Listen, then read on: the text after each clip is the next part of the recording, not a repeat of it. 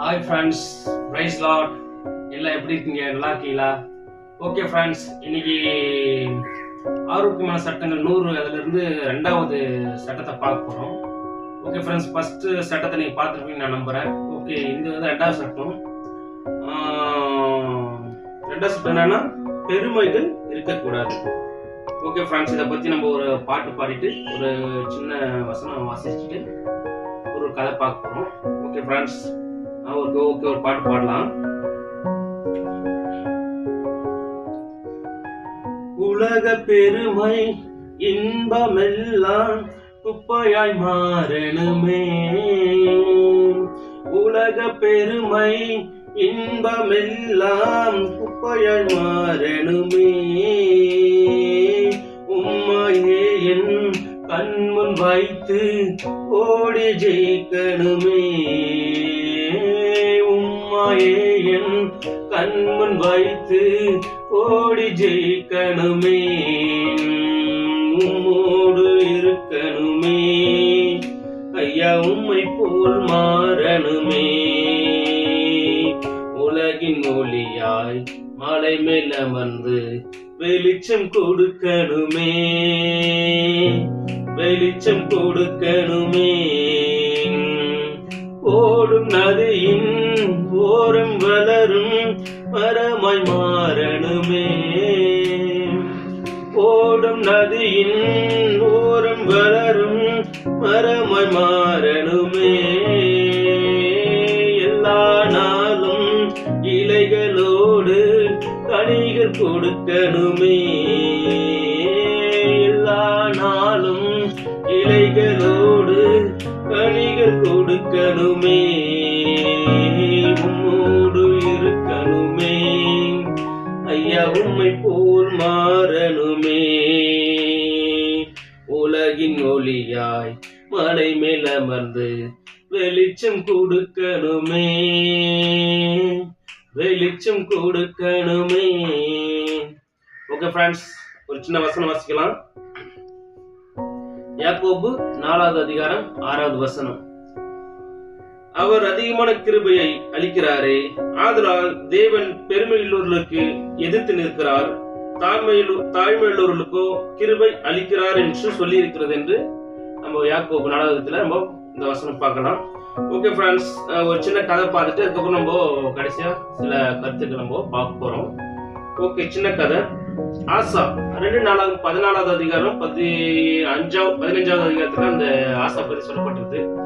Okay friends, ஆசா ஒரு நேரத்துல வந்து பாத்தீங்கன்னா ஆரம்ப நேரத்துல ரொம்ப அவருக்கு வந்து ஆள் பலம், பணபலம், படபலம் இல்லாத கம்மியா இருந்து இல்லாததுனால என்ன பண்றாரு, அந்த தாழ்மையான அந்த எளிமையான நேரத்துல ஆண்டவர் சார்ந்து கொண்டு ஆசா அது மாதிரி ஒரு இது வரும்போது ஆசா கடவுள் நோக்கி என்ன பண்றாரு, ஆண்டவரே வேலை முழுவனுக்காகிலும் வேலை நட்டனுக்காகிலும் உதவி செய்வதற்கு லேசான காரியம் சொல்லிட்டு அவர் விண்ணப்பம் பண்ணும் போது ஆண்டவர் வந்து அந்த இடத்துல அவருக்கு ஜெயத்தை கொடுக்குறாரு.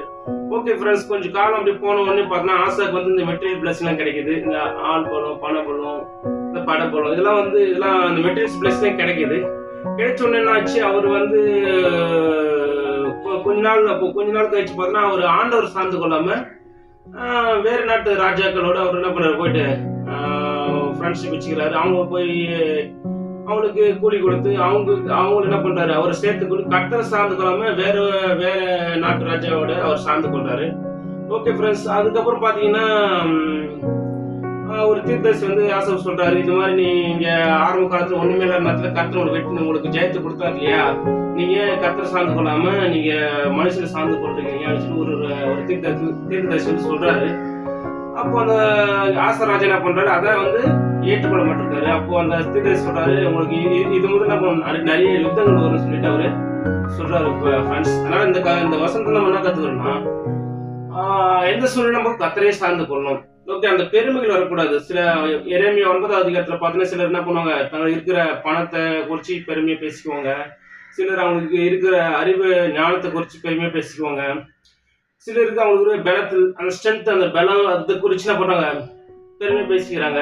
ஆனா அதெல்லாம் வந்து இருக்கக்கூடாது ஃப்ரெண்ட்ஸ். ஏன்னா பெருமைகள் வந்து நம்ம ஒரு மனித நேயம், மனித குணத்தையே பாதிக்கிற ஒரு முக்கியமான ஒரு குணம் என்னன்னா இந்த பெருமை ஃப்ரெண்ட்ஸ். இந்த பெருமை கண்டிப்பா நம்மளுக்கு இருக்கக்கூடாது. ஓகே ஃப்ரெண்ட்ஸ், இந்த பெருமை இருந்தால் நம்ம என்ன பண்ணுவோம், கண்டிப்பா கடவுளுக்கு விரோதமா நம்ம மாறிடுவோம்.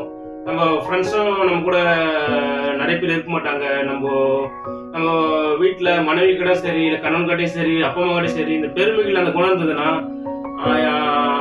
எல்லாரோட ஐக்கியமா இருக்க முடியாது ஃப்ரெண்ட்ஸ். அதனால நம்ம என்ன பண்ணணும், இந்த பெருமைகள் கண்டிப்பா நமக்கு இருக்கவே கூடாது. இந்த பெருமையான குணத்தை நம்ம என்ன பண்ணணும், வெறுக்கணும். எப்பயுமே நம்ம இந்த வசனம் பார்த்த மாதிரி பெருமைகளுக்கு தேவன் எப்படி இருக்கிறார், எதிர்த்து இருக்கிறாருன்னு பாக்குறோம். தாய்மையோட ஒருத்தர் திருப்பி எடுக்கிறாரு அப்படின்னு. ஓகே ஃப்ரெண்ட்ஸ், நம்ம எந்த சூழ்நிலை இருந்தாலும் நம்ம இந்த ஒரு தாய்நிலை இருந்தாலும் சரி, நம்மளுக்கு காசு பணம் கொஞ்சம் காலம் வந்தா கூட நம்ம பெருமையா இருக்கணும் ஃப்ரெண்ட்ஸ். எப்பயும் கனிவா இருக்கணும் ஃப்ரெண்ட்ஸ்.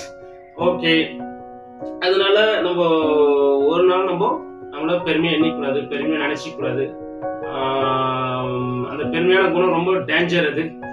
ஓகே ஃப்ரெண்ட்ஸ், இந்த தாட்ஸ் ஒரு பிரோஜனம் இருக்கு நான் நம்புறேன். Okay friends, bye. Make a nice day. God bless you. Bye.